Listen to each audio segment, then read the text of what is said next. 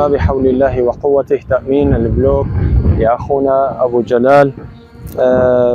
جزا الله سبحانه وتعالى كل من ساهم بهذا العمل الخيري الطيب.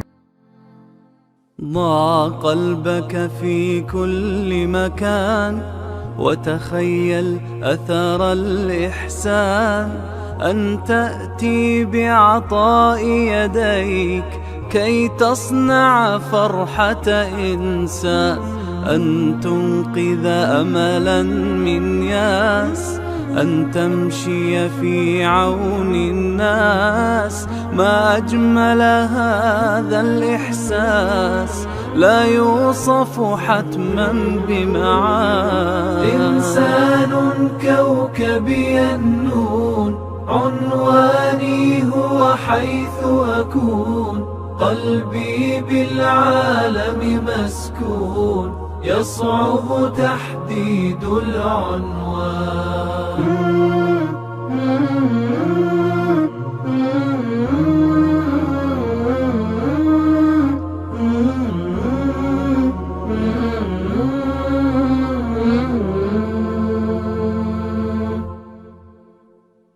تعطيه وتحتاج إليه، وكأن سعادتك لديه، وتهزك لحظة عينيه، دمع وسرور في آن.